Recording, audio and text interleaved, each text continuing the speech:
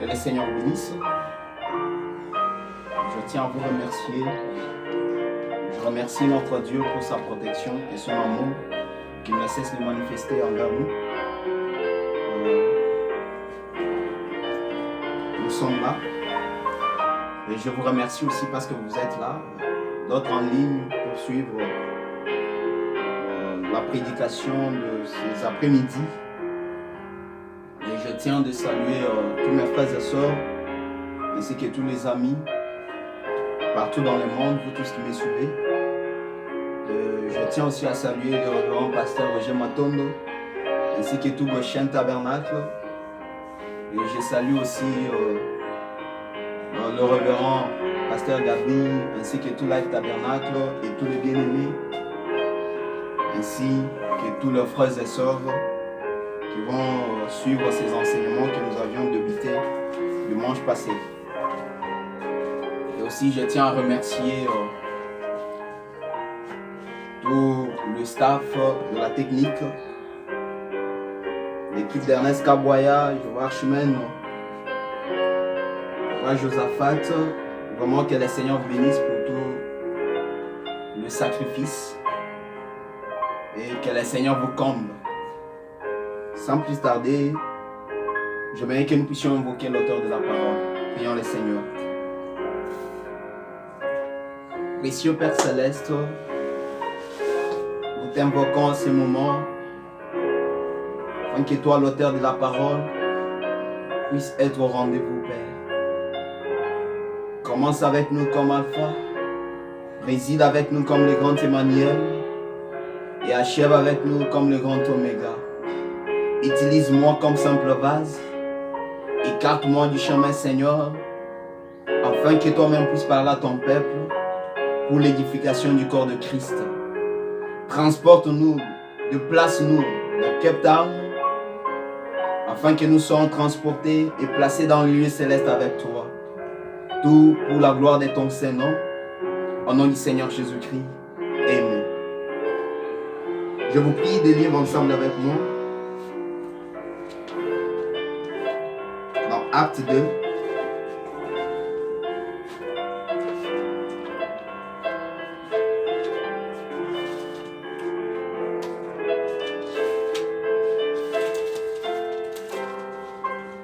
Nous allons prendre Acte 2, versets 1 à 11. Nous lisons au nom du Seigneur Jésus-Christ.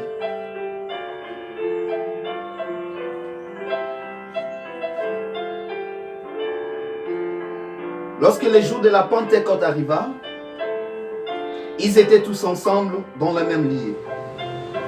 Tout à coup, il vint du ciel un bruit comme celui d'un souffle violent qui remplit toute la maison où ils étaient assis.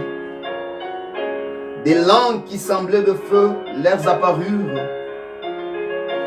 Elles se séparèrent les unes des autres et s'épaisèrent sur chacun d'eux. Et ils furent tous remplis du Saint-Esprit et se mirent à parler en langue et selon que l'Esprit leur donnait de s'exprimer. Or, il y avait en ce jour à Jérusalem des Juifs pieux venus de toutes les nations qui sont sous le ciel. Au bruit qui se produisit, la multitude accourut et fut bouleversée parce que chacun les entendait parler dans sa propre langue, et ils étaient dans l'étonnement et l'admiration et disaient: voici ces gens qui parlent, ne sont-ils pas tous galiléens? Et comment les entendons-nous chacun dans sa propre langue maternelle?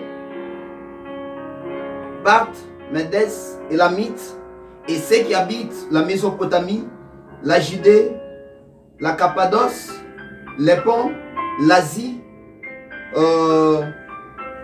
la Phrygie, la Paphilie, l'Égypte, les territoires de la Libye voisine, de Cyrène, et ceux qui sont venus de Rome, juifs et polites, crétois et arabes, nous les entendons parler dans nos langues de merveilles de Dieu. Que le Seigneur ajoute ces bénédictions à la lecture de la parole. Et aussi, nous allons ajouter Jean chapitre 14. Commençons par le verset 1er.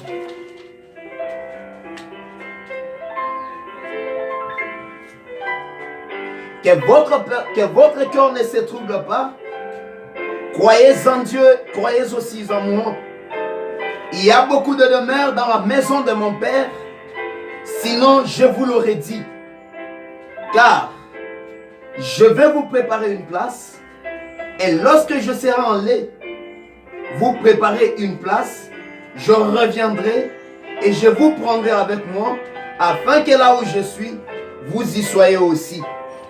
L'endroit où je vais, vous en savez les chemins. Amen. Depuis la semaine passée, on avait débuté un sujet intitulé l'état d'urgence.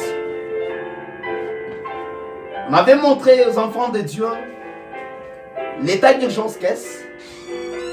Et quand est-ce qu'on peut parler de l'état d'urgence? On avait montré qu'il s'agit de quelque chose, un truc qui s'impose. Et ce truc dérange le déroulement normal de choses. Et pour sauvegarder la vie, on peut, ou soit l'autorité sanitaire peut déclarer l'état d'urgence. Et on avait pris le cas de coronavirus qui s'est imposé, qui est comme aujourd'hui le dénominateur commun de l'état d'urgence. Toutes les activités suspendues, les écoles ainsi que les églises. Et on avait montré que c'était sur le plan physique. Mais il y a une urgence sur le plan spirituel dont les gens ne veulent pas tirer attention. Et on avait montré aux enfants de Dieu que cette urgence, c'est la seconde venue du Seigneur qui est en train de s'annoncer. Et on avait débuté ce message, cet enseignement de l'état d'urgence. Et j'avais dit que je vais le repartir en 3 grandes parties. Et la première, nous allons parler sur l'état d'urgence dans le point, ou soit l'état d'urgence sur le point de la seconde venue du Seigneur. La seconde venue du Seigneur qui s'annonce aujourd'hui comme étant un point important, comme étant une urgence importante dont nous devons tirer tous attention. Et après la seconde venue, nous aurons à parler sur la fin des temps et ses signes. C'est-à-dire, montrer quelle heure est-il. Quelles sont les mesures que nous devons prendre afin de réveiller la conscience des enfants de Dieu. Après cela, nous allons parler de la troisième grande partie qui est ce qu'il faut pour échapper à la grande colère de Dieu.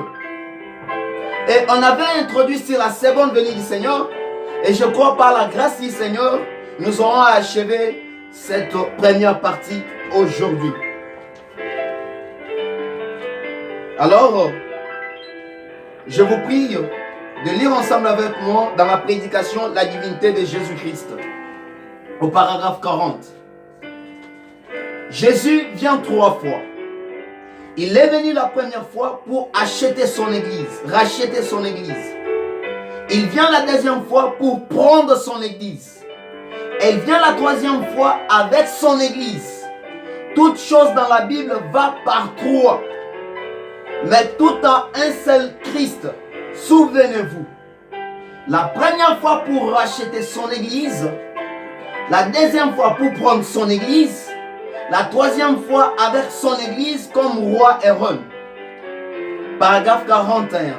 Maintenant, cependant, quant à la première venue, nous en parlerons juste un peu. Puis nous parlerons de sa présence ici, dit le messager de l'âge, et ensuite de sa seconde venue. De cela, enfant de la troisième venue du Seigneur Dieu voulant.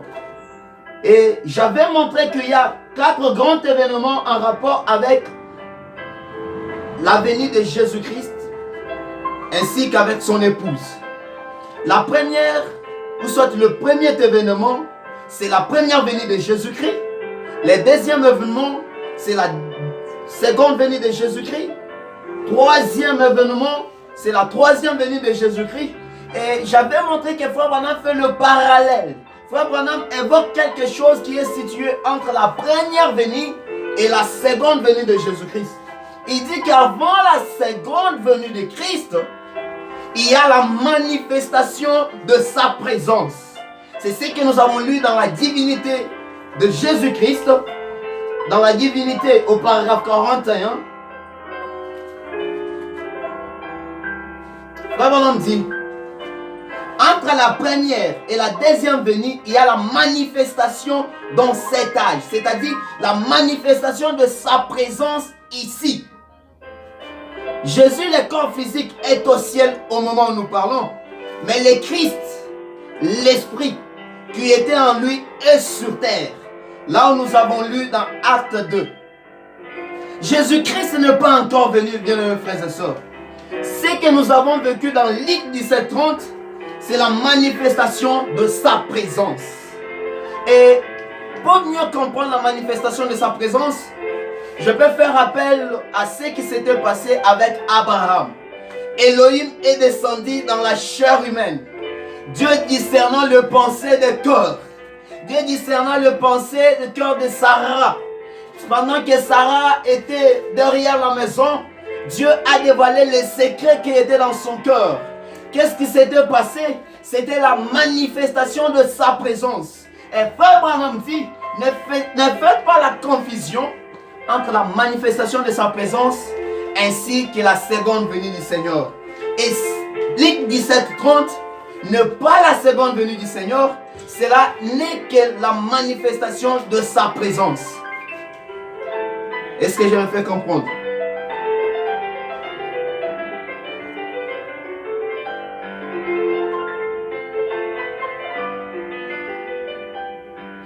Et aussi, lorsqu'il est descendu chez Abraham, Dieu est venu dans la chair humaine pour le visiter.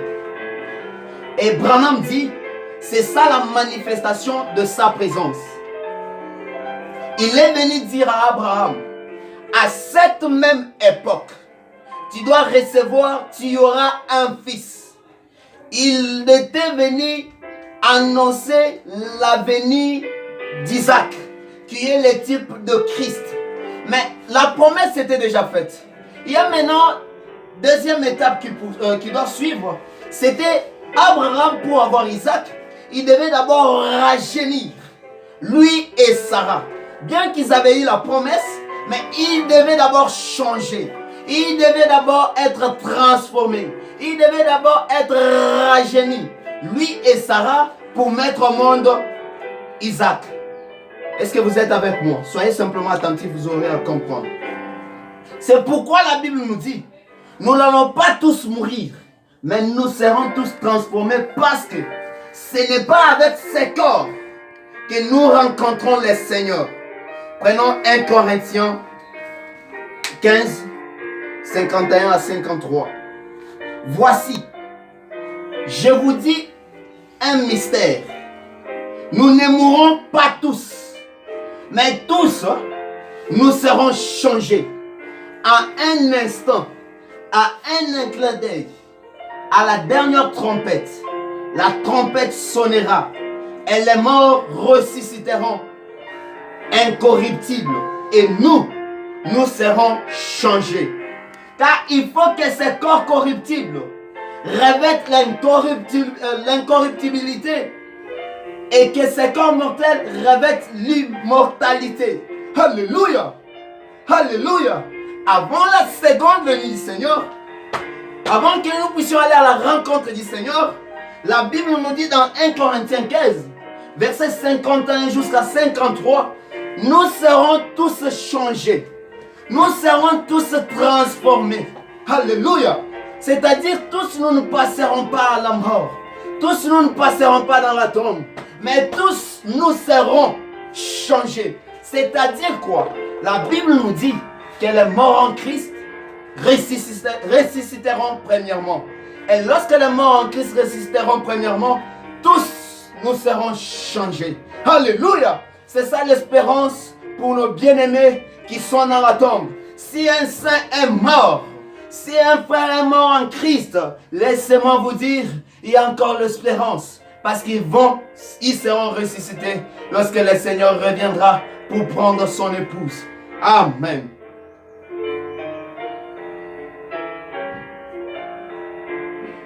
Notez bien, la visitation de Dieu aujourd'hui, c'est dans le corps du prophète de l'âge. Et c'était ça l'accomplissement de Luc 17:30.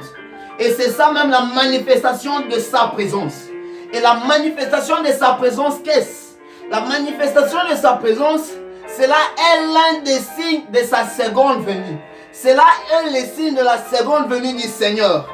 Dieu discernant le pensée de cœur. Nous avons vu cela aujourd'hui. Et c'est cela qui a caractérisé le ministère du messager de l'âge de la Odyssée.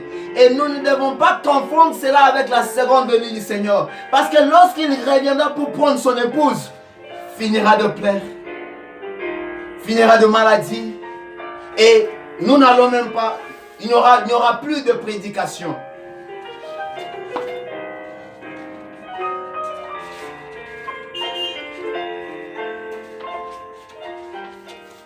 La seconde venue du Seigneur, c'est ça l'espérance pour l'épouse. Et c'est cela qui nous donne la force aujourd'hui. Revenons dans Jean 14:1. C'est ça le début de notre espérance. Jésus promettait aux disciples de ce qu'il ira faire au ciel. Comme un père conseillant ses enfants tout autour de la table. Et comme je l'avais dit dimanche passé, c'est pareil et comparable à ce que mon père a toujours fait lorsqu'il veut voyager. Il nous a toujours réunis tout autour de la table pour nous donner les derniers consignes, pour nous donner les principes, pour nous conseiller, nous dire voilà la façon dont vous devez marcher. Je pars, restez, soyez dans la parole, observez le principe de la parole, je reviendrai. C'était ça avec Christ. Il les a réunis autour de la table. Il leur a dit, voici je m'en vais vous préparer une place. Je reviendrai. Quelle espérance! C'est ça l'espérance de la gloire. C'est ça qui nous donne la force aujourd'hui.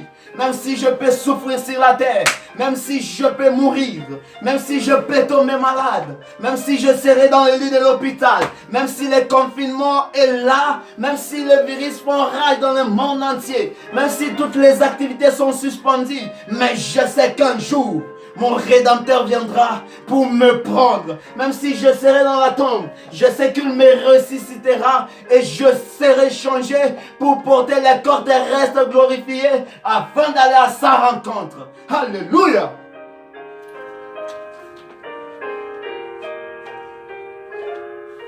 Jean 14, 1-3. Que votre cœur ne se trouble point. Croyez en Dieu et croyez en moi. Il y a plusieurs demeures dans la maison de mon Père. Si cela n'était pas, je vous l'aurais dit.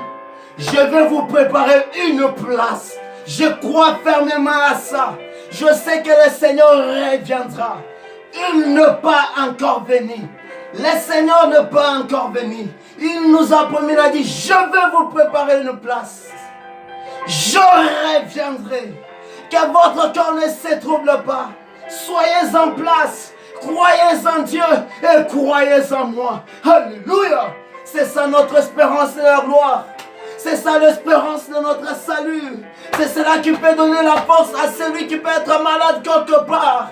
C'est cela qui peut donner la force aux chrétiens qui se trouvent quelque part. Même s'il y a le péché partout dans le monde. Mais nous connaissons, mais nous sachons qu'un jour, il reviendra. Alléluia.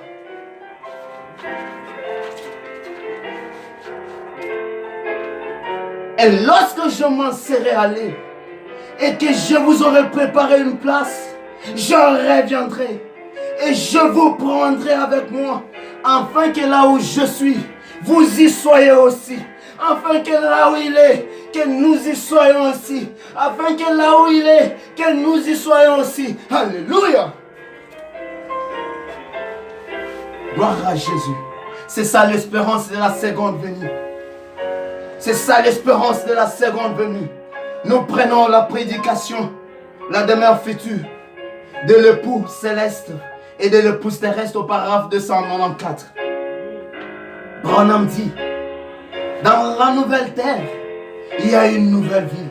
Oh là là, écoutez bien maintenant, n'oubliez pas ceci, dont Jésus a dit dans Jean 14, qu'il allait la préparer, que votre cœur ne se trouble point. Quand il partira, j'ai une raison de partir. Il disait à ses disciples, j'ai une raison de partir. Il me faut que je m'en aille. Que votre cœur ne se trouble pas. J'ai une raison de partir. Vous avez cru en Dieu. Il a dit, croyez aussi en moi. Croyez aussi en moi. Il ne pouvait pas voir qu'il était Dieu. Il a dit, vous avez cru en Dieu. Maintenant, croyez en moi. Et je vais vous préparer une place dans la maison de mon Père. Il y a plusieurs demeures. Dans le royaume de mon Père, il y a plusieurs palais. Christ est là, occupé à la construction de la nouvelle Jérusalem. Maintenant, écoutez bien, restons tranquilles et ne manquez pas ça, dit William Branham. Christ est au ciel aujourd'hui, en train de préparer la nouvelle Jérusalem. Alléluia, alléluia. Il dit Christ est au ciel, en train de nous préparer la nouvelle Jérusalem. Et cette écriture, c'était dans l'an 1965.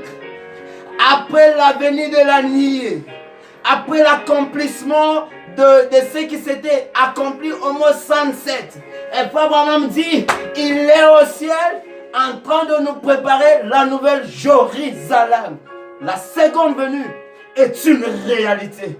La seconde venue est une réalité. Jésus-Christ n'est pas encore venu.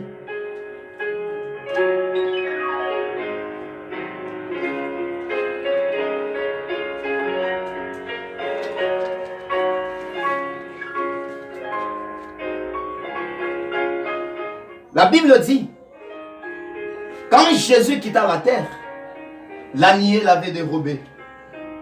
Selon le dictionnaire, dérober signifie prendre dans le but de lever, de porter plus haut, enlever ou partir avec, voler avec. Dérober ne signifie pas envelopper. Parce que la Bible dit, lorsqu'il était là, pendant que les disciples observaient comment il montait, ils ont vu la nuée qui est venue les dérober. Et dérober veut dire, selon le dictionnaire, enlever, partir avec. Et cela n'est pas le synonyme d'envelopper. Il est parti. Et les deux anges qui se tenaient là ont dit aux disciples, oh mon frère, pourquoi vous êtes tristes et vous regardez tout en étant inquiets de ce Jésus qui part? Le Jésus que vous voyez partir, il reviendra de la même façon qu'il est parti.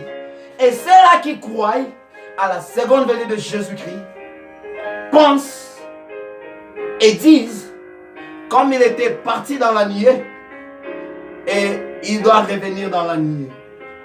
Et la Bible nous dit que la nuée l'avait enlevé.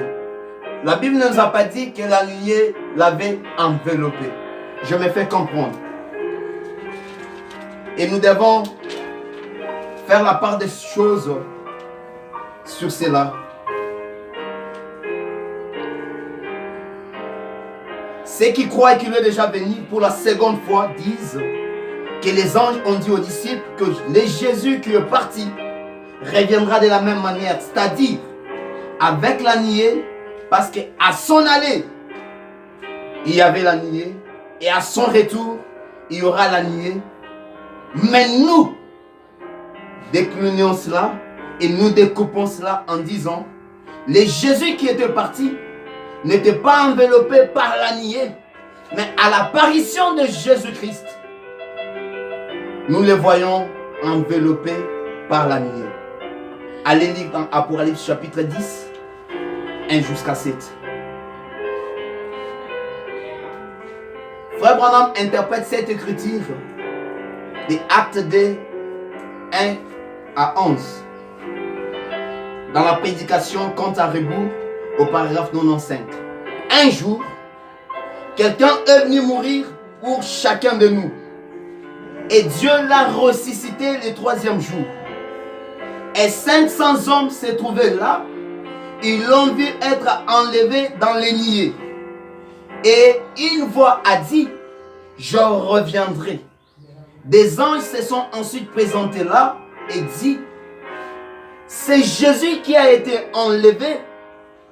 Le maître astronaute reviendra de la même manière, par le même genre d'habitacle que celui dans lequel il est.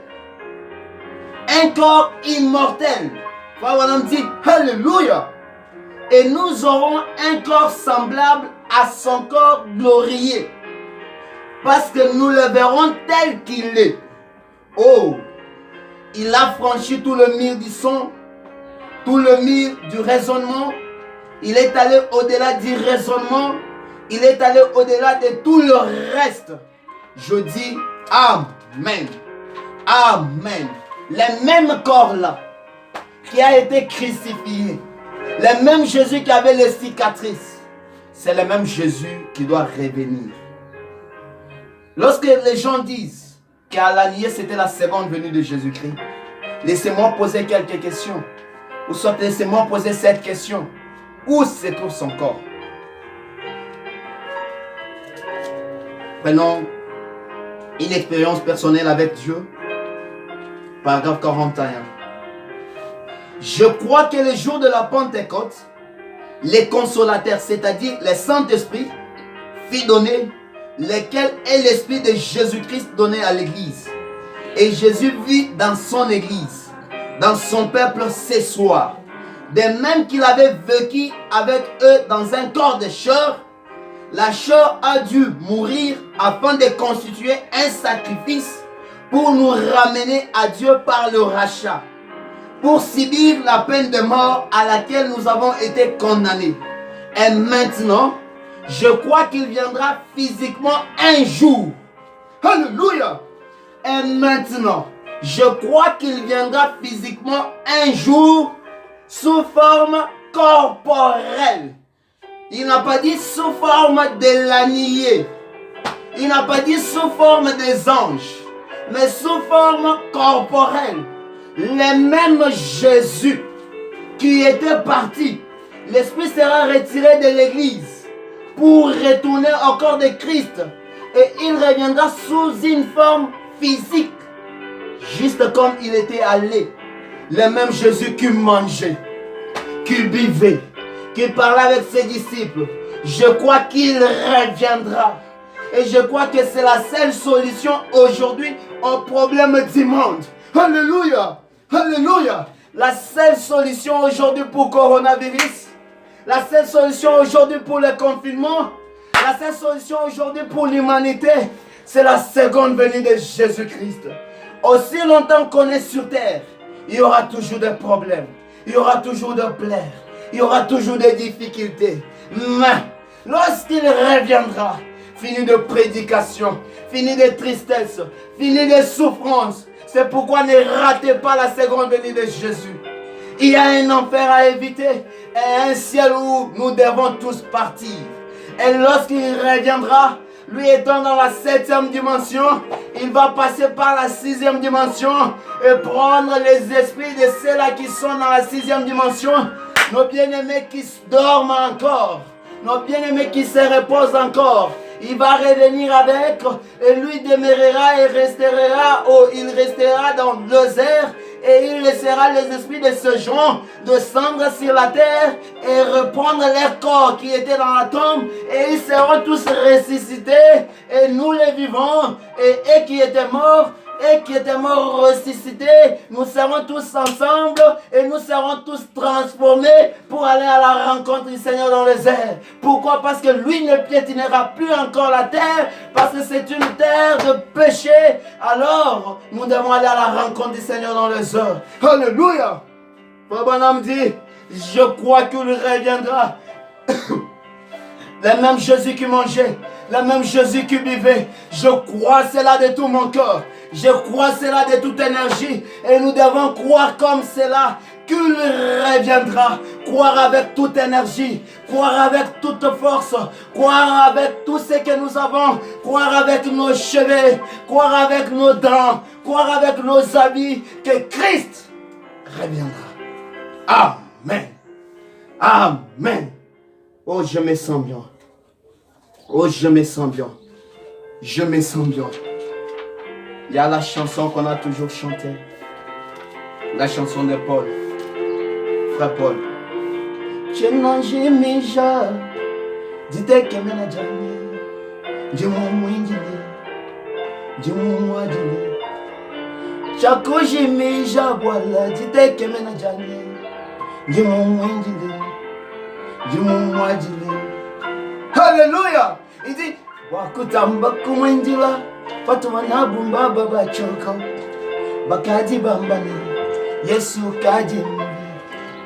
Wakutamba kumwinjila batu banabumba baba choko bakadi bambale tukadi mumile byose bimbya chanana tubavulukayi mumilomo byose bimbya chanana tubavulukayi mumilo. Alléluia.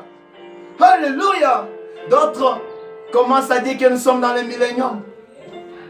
Et si nous sommes dans le millénium, cela veut dire que nous sommes tous perdus. Et si nous sommes tous dans le millénium, pourquoi nous souffrons? Mais pourquoi nous pleurons? Et pourquoi nous continuons à prêcher? Cessez de prêcher si nous sommes dans le millénium. Nous christifions cette sorte de doctrine. Et c'est une fausse doctrine. Nous l'attendons. Jésus-Christ n'est pas encore venu. Alors que nous tendons presque à la fin.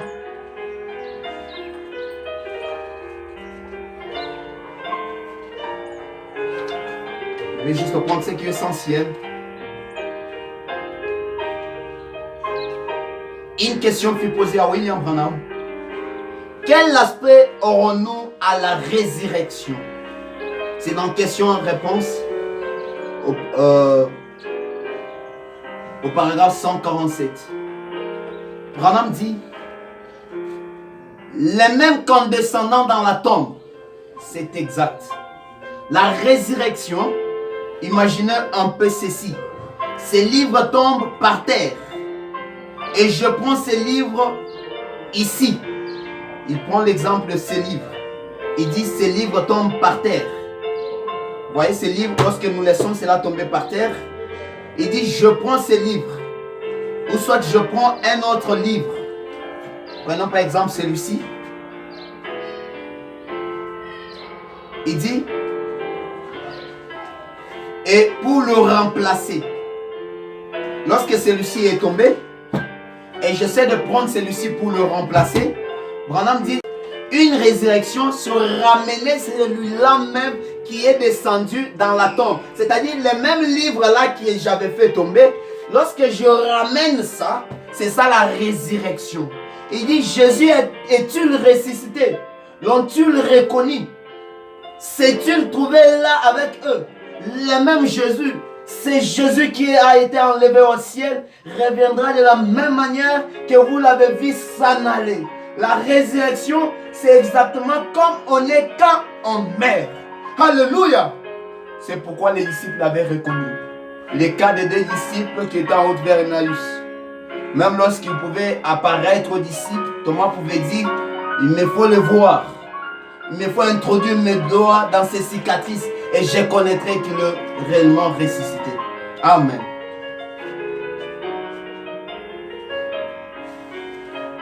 La dernière question pour achever notre message. On a posé, Frère Branham, cette question.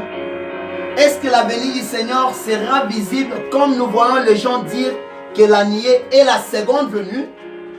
Prenons l'Église Vierge au paragraphe 197.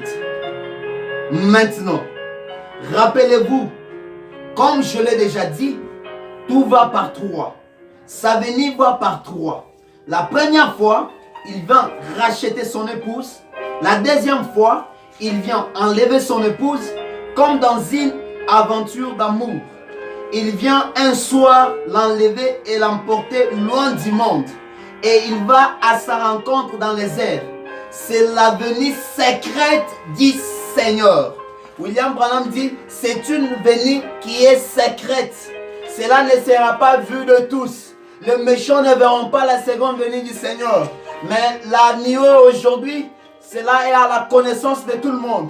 Tous nous connaissons qu'il est venu, comme les gens disent qu'il est venu. Ça, c'est l'apparition de sa venue. Ce n'est pas sa seconde venue. Mais nous l'attendons. Et Branham dit, c'est une venue qui est secrète. Amen. Amen. Et la chose que nous devons faire, nous devons rester constamment dans la parole. Nous devons avoir nos deux yeux braqués sur la parole. Nous devons laisser ce qui ne pas la parole. Nous devons arrêter la mondanité. Nous devons tous changer. Parce qu'il n'y a plus le temps. Il n'y a plus le temps. Pécheur, repens-toi. Car le Seigneur revient bientôt. Le Seigneur fera son entrée. Es-tu rempli du Saint-Esprit? Où passeras-tu ton éternité? Quelle est la vie que tu es en train de mener? Les signes qu'ont prédit les prophètes, cela s'accomplit sous nos yeux. Mais te voici demeurer toujours dans le péché. Te voici demeurer toujours dans l'immoralité. Te voici demeurer toujours dans l'iniquité. Bien-aimés frères et sœurs, abandonne le péché. Car Jésus-Christ a encore besoin de toi. Car Jésus-Christ a encore besoin de toi. Aujourd'hui, si la seconde venue de Jésus tarde, c'est parce que la dernière personne n'est pas encore entrée. Kolo Yesu abuyaka motote atayo salimabe ndenge nyonso